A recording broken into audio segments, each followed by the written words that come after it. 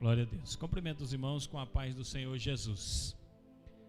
Abra sua Bíblia no livro de Gênesis, capítulo de número 3, e o versículo é o de número 7, para a glória do nome do Senhor Jesus. Capítulo 3 e versículo de número 7. Aleluia. Quem achou diz amém. Diz assim a palavra de Deus: Então foram abertos os olhos de ambos e conheceram que estavam nus. Coseram, pois, folhas de figueira e cingiram-se. Em outra tradução diz: e fizeram para si aventais. Versículo de número 21. O mesmo Gênesis capítulo 3 e o versículo de número 21. E fez o Senhor Deus a Adão e a sua mulher túnicas de peles e os vestiu. Amém? Pode se assentar. Fique na dispensação do Espírito Santo de Deus. O nosso Deus é um Deus todo-poderoso. A verdade é que nada surpreende Deus. Deus surpreende você. Você está esperando algo e Deus tem algo muito maior para a sua vida. Você sonha com algo e Deus faz algo muito maior do que o seu sonho. Deus, na verdade, costuma surpreender os homens. Os homens estão olhando numa direção, esperando que a solução vai vir dali, e de repente Deus grita atrás dele e fala: a solução está aqui. Deus costuma surpreender o homem, mas o homem jamais vai surpreender a Deus. Quando o homem pensa que vai surpreender a Deus, Deus já sabia de tudo que ele estava planejando, de tudo que passou em seu coração, de todos os planos que ele tentou e arbitrou, de tudo. O nosso Deus, ele sabe todas as coisas. Em sua presciência, ele já sabe das coisas muito antes delas acontecerem. Lá em Isaías de número 4, capítulo 46 e versículo de número 10 diz: eu sou Deus que conheço as coisas antecipadamente. Antes de você dar um passo, Deus já sabia que o passo tinha sido dado. Você não tem essa capacidade, mas Deus tem, porque Ele é Deus. Você é homem, Ele é Deus. Nada surpreende a Deus. E a Bíblia vai relatar que Deus tem um plano muito bem elaborado. Deus tem um plano muito bem elaborado. Se você ler lá em Efésios capítulo de número 1, versículo 4 até o 6, você vai perceber que Deus tem um plano desde antes da fundação do mundo. Deus já tem um plano bem elaborado, e esse plano está dentro dos conformes. Nada está fora do controle de Deus. 1 Pedro capítulo 1, versículo 19 e 20, vai dizer que Jesus é o Cordeiro de Deus preparado antes da fundação do mundo.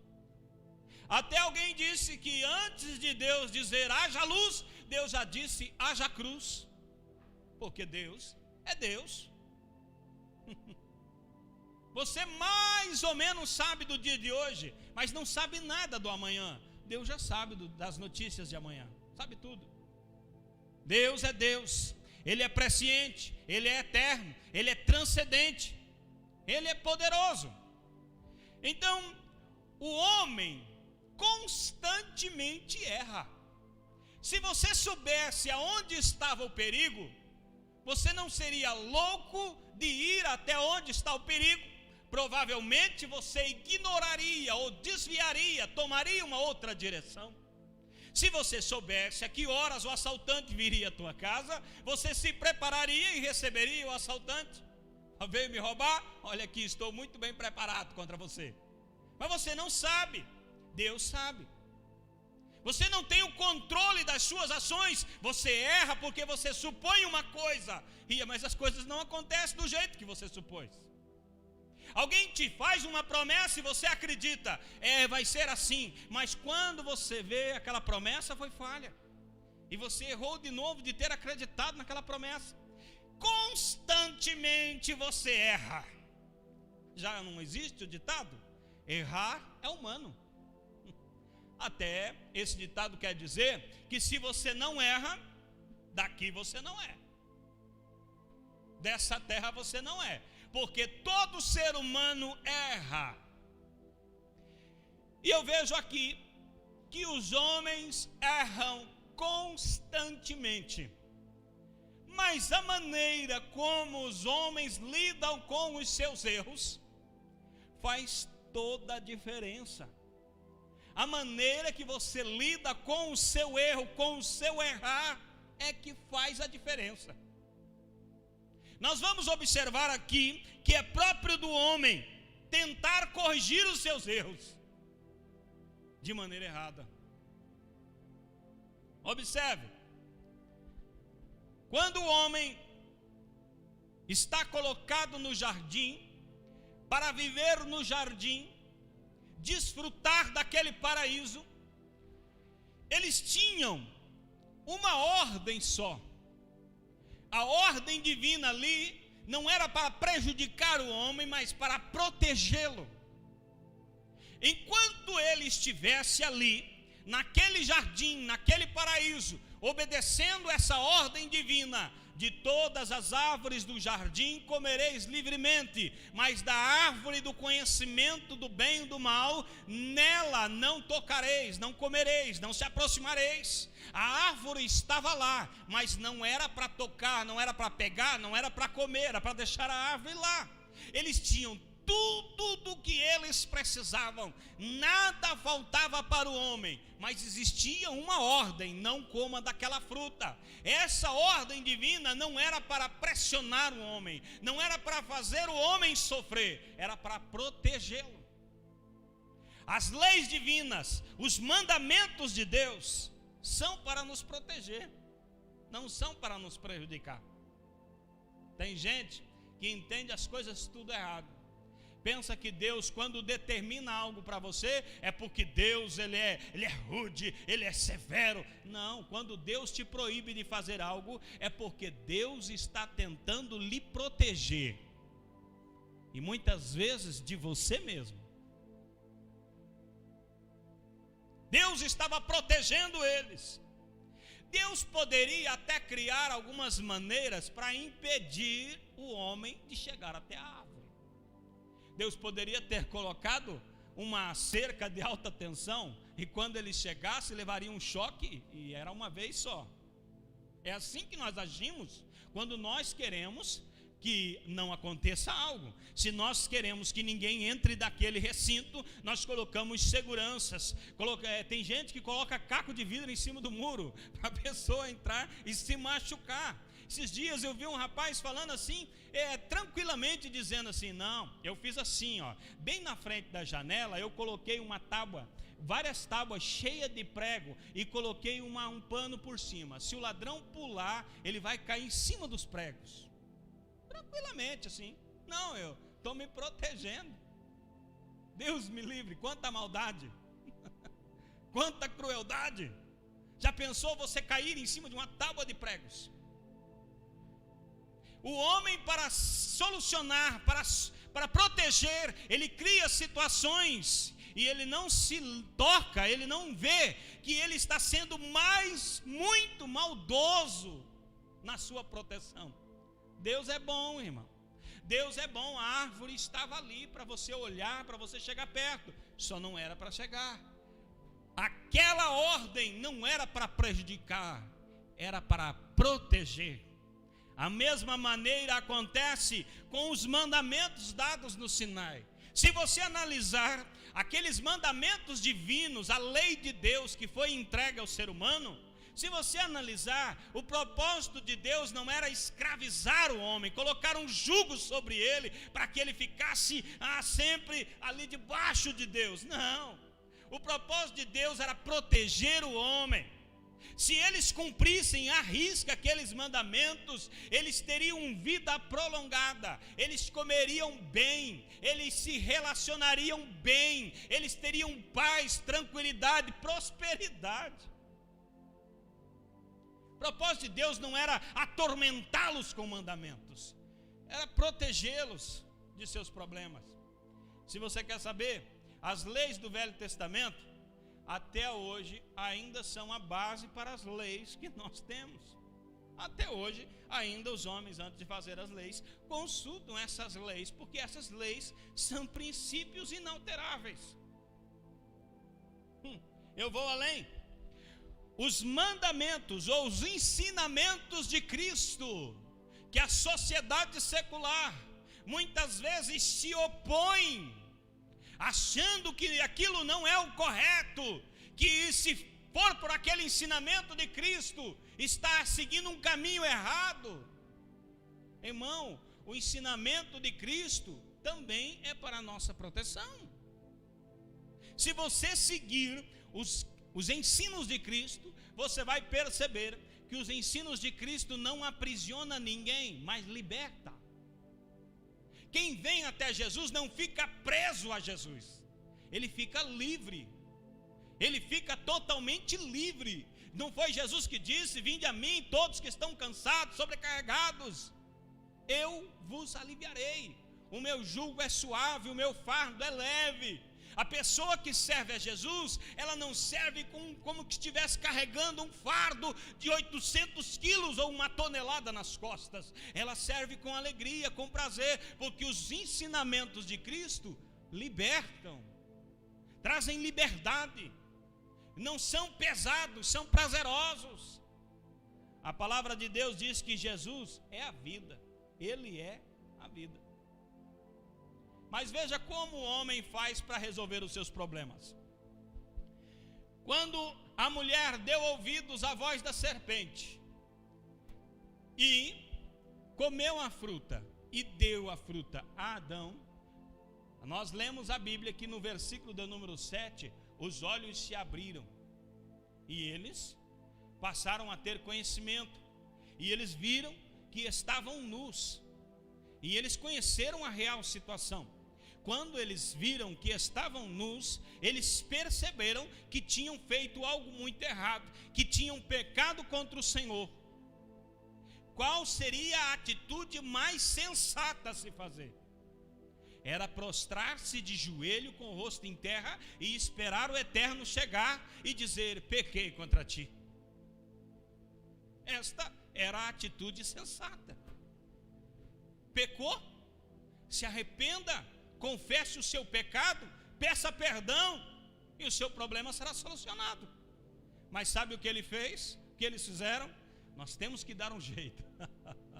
Nós temos que resolver isso. Nós temos que fazer alguma coisa. Ele virá para falar conosco e nós temos que, e ficaram apavorados e começaram a fazer projetos e pensar: o que vamos fazer, o que vamos fazer? Então eles tiveram uma solução. A solução deles foi cozer folhas e com essas folhas fazer aventais. Os aventais ficam à frente. Você sabe o que é um avental? Então quando Deus chegasse, Deus os viria vestido, porque o avental estava na frente. Era isso que eles iam fazer, um avental. Só que isso não resolve. O avental cozido de folha não dura muito, é só aparência de momento. A hora que Deus chegasse, eles estariam vestidos. Assim que Deus saísse, a vestimenta já não duraria mais. Teria que fazer de novo, e de novo, e de novo, e de novo. E a solução nunca, sempre tem que estar cozendo folhas e fazendo aventais. Não traz solução. Outra coisa, o foco totalmente errado. O problema aqui não é estar nu. O problema aqui é ter pecado contra Deus. Note que a nudez se tornou um problema para eles. Para Deus isso nunca foi problema. Toda a vida eles estavam nus e Deus vinha falar com eles e eles não percebiam. E Deus não os ignorava, ou não os repreendia, ou não comentava sobre o assunto. Mas quando eles pecaram e eles perceberam, então eles viram um problema nisso. Nesse ato eles viram um problema. Nós estamos nus e nós temos que nos cobrir. Está vendo? Muitas vezes as pessoas tentam resolver e não resolvem. Outro problema que eles tiveram, eles tentaram se esconder. Tentaram se esconder de Deus. É falho. Se você pecou, não tente se esconder de Deus, porque Deus sabe onde você está. Não importa aonde você vá, Deus sabe aonde você está. O salmista, no Salmo de número 139, disse: se eu subir ao céu, tu está lá. Se eu descer à sepultura, tu está lá. Se eu sinto o fundo do mar, lá tu está. Tu está em todos os lugares, não tem para onde se esconder. Tu estás em todos os lugares, tu vês todas as coisas, não tem como se esconder. Adão quis se esconder de Deus, a ponto de que Deus, quando chegou, não viu e disse: onde estás, Adão? Tentar se esconder não resolve nada. O Criador tudo vê. Outra maneira errada que eles tiveram, em vez de eles assumirem a culpa, dizendo: Senhor, eu pequei, eles transferiram a culpa para outro. É o que sempre acontece. A pessoa peca e ela diz: não, mas eu pequei porque a culpa é dele. Eu pequei, mas a culpa é dela. Eu pequei, mas a culpa é da sociedade. Eu peco assim por culpa dos meus pais. Eu peco por causa da igreja. A igreja é o problema. Você sempre está culpando alguém. Transferência de culpa não resolve o problema. Enquanto você estiver transferindo a culpa para outros, o seu problema não é solucionado. O seu problema só pode ser solucionado, você só alcança perdão quando você diz: Senhor, eu pequei e eu quero o teu perdão. E sabe o que acontece? Esse Deus Todo-Poderoso imediatamente te perdoa. Deus é perdoador. Deus sempre perdoa quando há arrependimento. O que significam estas vestes que eles fizeram de folha? Lucas capítulo 16, versículo 15 diz: vós sois os que vos justificais a vós mesmos diante dos homens, mas Deus conhece os vossos corações, porque o que entre os homens é elevado perante Deus é abominação. Isaías capítulo de número 64 e versículo 6 também diz: todos nós somos como o imundo, e todas as nossas justiças como trapo de imundícia. Essas folhas, elas significam os esforços humanos para se justificar ou para se apresentar diante de Deus. Todo esforço humano para se apresentar diante de Deus não significa nada, não dá em nada. Muitas pessoas nos nossos dias ainda estão desta maneira. Ele peca contra Deus e depois ele diz: não, mas agora eu vou fazer uma boa ação, eu vou ajudar alguém, e essa minha boa ação vai compensar o meu erro. Não compensa, não resolve. Há pessoas que estão presas por sua consciência, que pecaram tanto contra o Senhor, e um dia eles pensaram assim: mas eu não posso ser tanto pecador assim, eu tenho que mudar de vida. E a partir dali eles tiveram uma mudança, e começaram a fazer obras de caridade, ajudar o próximo, e tentar compensar as obras más que fizeram. O seu jeito de solucionar o teu problema não vai dar certo. A sua iniciativa é louvável, mas ela não vai dar certo. Assim como não deu certo para Adão. Outra coisa, que aquelas vestes que eles fizeram não esconderam a vergonha pelo pecado. Porque se aquelas vestes que eles criaram tivessem resolvido o problema, a hora que Deus chegasse, eles estariam de pé esperando. Opa, Senhor, vieste nos ver, estamos aqui. Mas a questão é que eles colocaram aquelas vestes, mas aquilo não resolveu nada. Eles continuavam envergonhados. Salmos de número 44, versículo 15 diz: a minha confusão está constantemente diante de mim, e a vergonha do meu rosto me cobre. O pecado faz a pessoa sentir vergonha, a pessoa se constrange, causa vergonha, e os esforços humanos não resolvem esse problema. Não resolve. Agora, o jeito que Deus trabalha para resolver o problema, o jeito do homem não é solução, mas o jeito de Deus, esse dá certo. Eu disse, Deus tem um plano bem elaborado, Deus tem um plano traçado antes da fundação do mundo. Deus está consciente de tudo que está acontecendo, Deus sabe de todos os erros e acertos dos homens, Deus conhece a sua vida muito melhor do que você. Deus é todo poderoso e Ele tem o jeito certo de resolver a sua vida, o seu problema, a sua falha, consertar o seu erro, encaminhar a sua vida. Deus, Ele pode, Ele sabe como fazer. Observe aqui no caso em apreço, eles apresentam as suas desculpas, recebem as suas sentenças, e logo a Bíblia vai dizer no versículo de número 21, que Deus fez túnica de peles. É interessante notar que para que haja peles, animal tem que morrer. Um animal foi sacrificado para que houvesse peles para eles. Interessante isso, não? Um animal derramou o seu sangue para que Adão e Eva fossem vestidos. Aquelas vestes que eles criaram não dava em nada, não servia para nada. Aquela veste eles iam colocar e daqui a pouco tinham que colocar outra, daqui a pouco tinham que colocar outra, e estavam nus sempre tentando resolver o problema, e o problema não resolve. Mas a veste de pele de animal já é diferente. A Bíblia diz que Deus fez uma túnica. Aquela uma que diz, a versão que diz que Deus fez um avental, o avental só cobre a frente, a túnica cobre o corpo todo. A túnica cobre tanto a frente, como atrás, como os lados. A túnica cobre o corpo todo. Deus fez túnicas para eles. Então a maneira de Deus trabalhar é mais eficiente. Outra coisa, o couro não acaba de uma hora para outra. O couro tem uma grande durabilidade.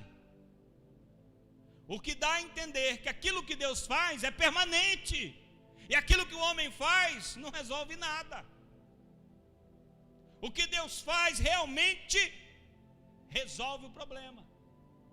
Contraste. Enquanto eles estavam correndo de Deus, era eles que tinham que correr até Deus. Eles estavam correndo de Deus. Deus foi os procurar. E Deus não foi os procurar para os matar. Deus foi os procurar para trazer a solução. Não importa o quão pecador você seja, Deus está te procurando. Deus está interessado em você. Ele quer acertar a situação. Ele quer resolver o seu problema. Mostre-se a Ele e você vai ver a solução chegando na sua vida.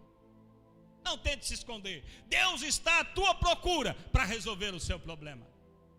Assim como a mulher que procurava a dracma perdida, assim Deus também está te procurando. Aonde você está, deixe a luz pegar em você. Deus vai salvar-te, Deus vai reconciliar-te, Deus vai te perdoar, Deus vai trazer você para perto dele. Deus os perdoou e providenciou maneiras para que eles pudessem se aproximar. Você vai observar que dali por diante, já no capítulo 4, já vai mostrar que os homens estão oferecendo sacrifícios a Deus. Então Deus os tirou do jardim, mas não os abandonou. É interessante isso, devemos aprender isso. Os nossos erros trazem consequências. E nós temos que pagar pelos erros que fazemos, mas Deus nunca nos abandona. Deus sempre está por perto, Deus está sempre próximo. Deus não os abandona, Deus está próximo. Deus está procurando você, Deus está querendo que você se achegue a Ele. A palavra diz: chegai-vos a Deus e Ele se achegará a vós. Ele está à procura de você. Aleluia. Gênesis capítulo de número 3 e versículo de número 15. Quando Deus está dando a sentença para a serpente, Deus diz: da semente da mulher se levantará um que esmagará a cabeça da serpente. Essa é a palavra profética, a primeira palavra profética na Bíblia. Deus disse que da semente da mulher nasceria aquele que ia matar o poder do pecado. Aleluia. O que significa esta ação divina? Eu falei que aquelas vestes que os homens criaram, toda aquela trabalheira que não dava em nada, significavam os esforços humanos para tentar se apresentar a Deus. E a atitude divina, olha, irmão, a essa atitude divina de Deus providenciar um animal, providenciar as vestes para que eles pudessem sair vestidos, significa a graça de Deus em ação, já lá no começo da Bíblia.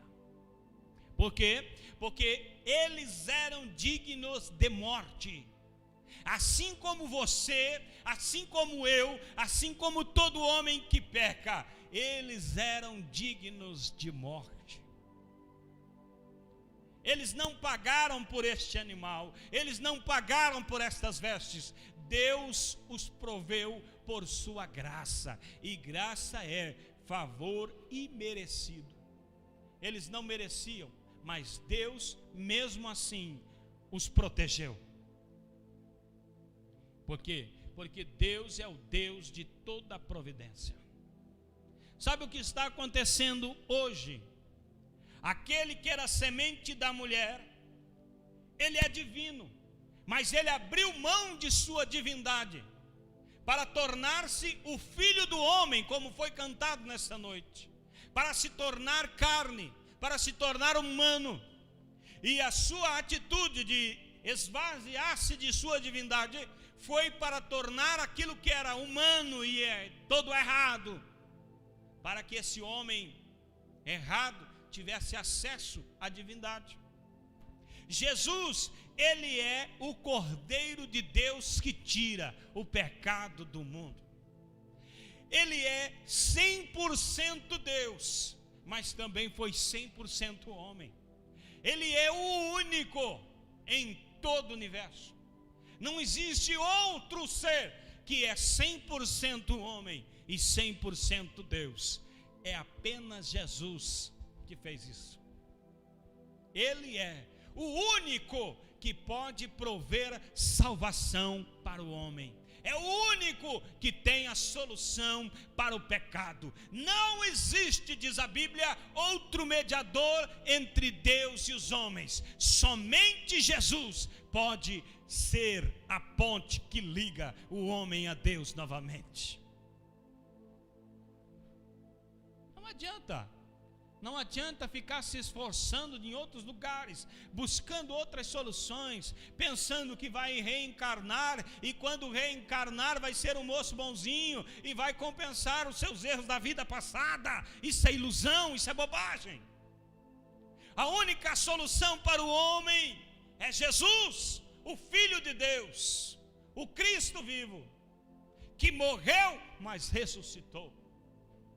Ele é o único, a graça de Deus revelada. É importante observar que Jesus, ele vem, se torna homem, morre, ressuscita, e a Bíblia diz que ele vai aos céus, ele volta aos céus. Os discípulos até estavam olhando, e ele diz, os anjos disseram: varões galileus, este que vocês viram subir, voltará da mesma maneira, vão para Jerusalém, conforme foi ordenado. E eles vão até lá. Por que eles vão até lá? porque lá estava prometido que haveria de descer o Consolador prometido pelo Pai e prometido por Jesus também. A promessa haveria de se cumprir. E no dia de Pentecostes, que é exatamente 52 dias após a Páscoa, o Espírito Santo desce. E qual é o propósito do Espírito Santo na vida do homem? É destruir a carnalidade humana e formar a espiritualidade que Deus quer. O propósito do Espírito é glorificar o nome de Jesus e matar a carne do homem para que o Espírito revivifique. A Bíblia diz em João capítulo 4, versículo 24: Deus é Espírito, e importa que aqueles que o adorem em espírito e em verdade. É Espírito. O propósito desse Espírito, embora ele sendo Deus, ele habita dentro do homem carnal, dentro do homem de carne. As Escrituras vão relatar que no Antigo Testamento esse Espírito descia sobre alguém. Essa pessoa era usada para uma obra, mas depois o Espírito se retirava. Mas logo após a vinda de Jesus para trazer salvação, para trazer a redenção ao homem, esse Espírito veio no dia de Pentecostes para morar dentro do crente. O Espírito Santo, ele não quer fazer visita no culto de domingo na tua vida. Ele quer morar dentro de você, para que você tome as decisões baseadas nos conceitos de Deus, nos princípios de Deus, na palavra de Deus. O Espírito Santo quer falar com você durante a madrugada, e ele quer que você fale com ele também durante a madrugada, durante o dia. Ele quer ter um relacionamento. O Espírito Santo é Deus, ele é o próprio Deus morando dentro de você. Oh, graça maravilhosa. Maravilhosa graça de Deus.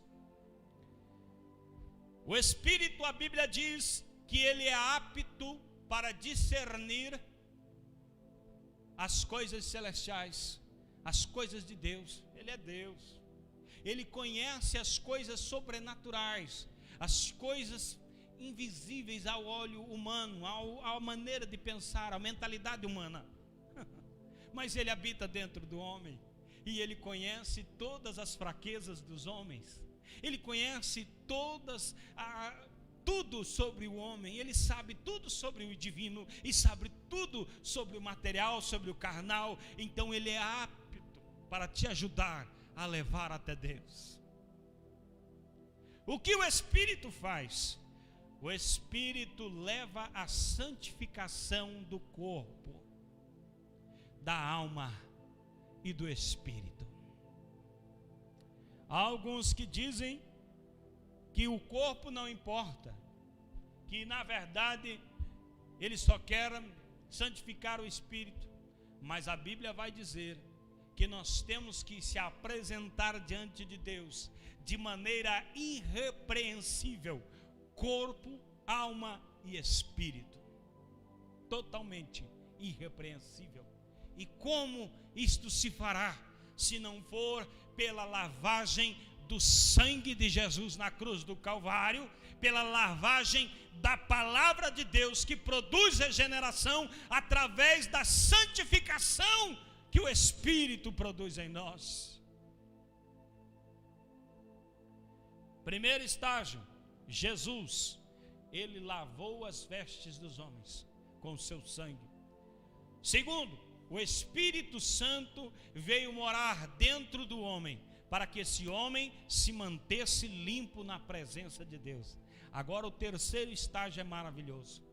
A Bíblia diz que um dia em que a ciência não pode revelar, um dia em que os cientistas, os astrólogos, os numerólogos, eu não sei mais quem, que está estudando, que se estudou, que passou a vida inteira, que herdou estudos de seu avô, seu tataravô, não sabe, um dia que ninguém sabe, aquele que morreu, ressuscitou e subiu aos céus, está à destra de Deus.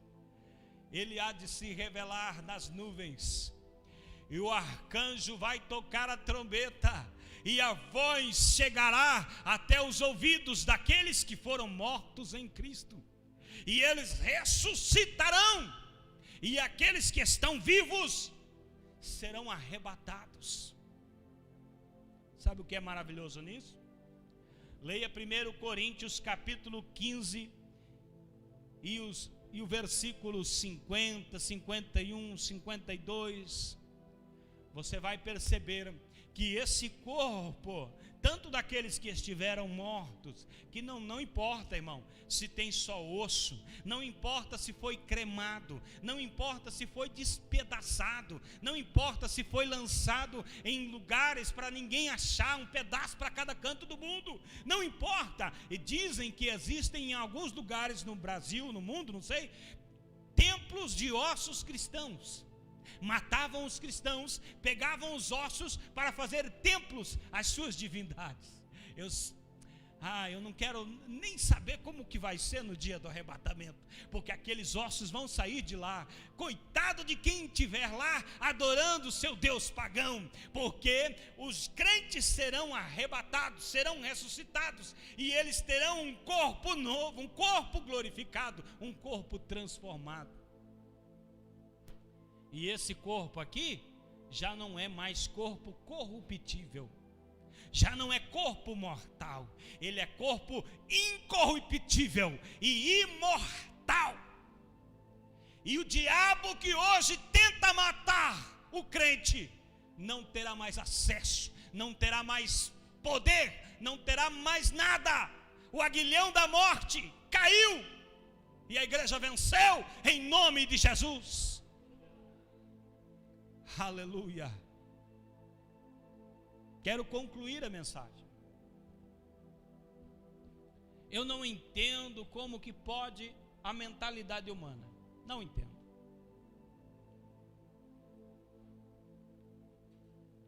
Desde o início, o único que pode solucionar o problema do pecado é Deus. O homem não resolve. Irmão, você pode gastar a sua vida tentando resolver o problema do pecado, você não vai resolver. A história conta que Martinho Lutero se sentia tão pecador, que ficava jogado no chão, gritando com Deus, dizendo que era pecador,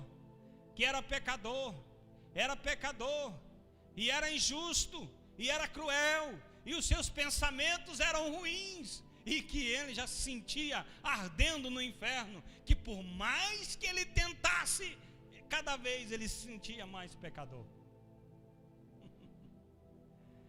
A vida dele foi muito sofrida até o dia que ele leu em Hebreus que o justo viverá da fé. É engraçado até o homem tentar se debater-se, sofrer, se ferir, se rasgar o corpo para alcançar perdão dos pecados, salvação, sendo que a Bíblia é bem clara em dizer que a salvação é pela graça, é pelo amor de Deus. Salvação e perdão dos pecados, justificação, é somente através de Jesus. Quer que eu te diga? O preço já foi pago. O preço que foi pago pelos teus pecados, você nunca pagaria. Nem se todo o universo se reunisse para pagar, ninguém teria poder para pagar. Mas o Cristo que desceu em carne, ele pagou na cruz para que você tivesse salvação. Aleluia. Entenda de uma vez por todas que a única maneira de ser salvo é através de Jesus, é através da graça divina. Entenda de uma vez por todas que todos os esforços humanos resultam em nada, mas Deus, ele realmente tem poder para justificar um homem. Deus tem realmente poder para redimir o pecador. Deus realmente tem poder para transformar um coração. Deus realmente tem poder para fazer a obra. Ele é poderoso. E sabe o que mais? Ele não desistiu de salvar o homem. Ele não desistiu de ninguém. Ele ainda está querendo salvar o pecador. Ele ainda quer salvar o perdido. Há pessoas que nós olhamos, nós humanos olhamos e dizemos: esse aí não tem solução. Esse aí já pecou demais, esse já afrontou a santidade de Deus, está perdido, vai morrer. Sabe o que Deus faz? Deus nos surpreende. Deus muda todo o quadro. Aquele que você achava que não tinha mais solução, amanhã vem na sua casa e diz que a paz de Deus esteja neste lugar. Que a paz do Senhor repouse sobre esta casa. E você diz: como pode? Era tão mal, tão cruel. Não foi assim com Saulo? Perseguia os crentes, se tornou o maior missionário que a igreja teve. Queridos, dê crédito a Deus, dê crédito ao Espírito Santo. Se Deus quiser, Ele pode fazer. O papel da igreja é anunciar o Evangelho. O papel da igreja é estar sempre em oração, em comunhão, e pregar o Evangelho que transforma, o Evangelho que salva, o Evangelho que liberta. Deus ainda é o mesmo. A palavra do Senhor diz que Ele é o mesmo ontem, hoje e sempre. E Ele está neste lugar. Não porque eu sou bom ou você é bom, não porque você é demais, mas porque Ele é bom. Ele é gracioso e sua palavra diz que aonde 2 ou 3 estiverem reunidos em o nome de Jesus, Ele se faz presente. Sabe o que mais? Cada palavra que você diz, Ele ouve. Se você disser uma palavra com honestidade, com sinceridade para Ele, Ele vai ouvir, Ele vai responder, e você vai ver a solução, a resposta da sua oração, e vai glorificar o nome de Jesus. Se coloca de pé, eu quero voltar a palavra ao pastor. Que Deus abençoe a tua vida, em nome de Jesus.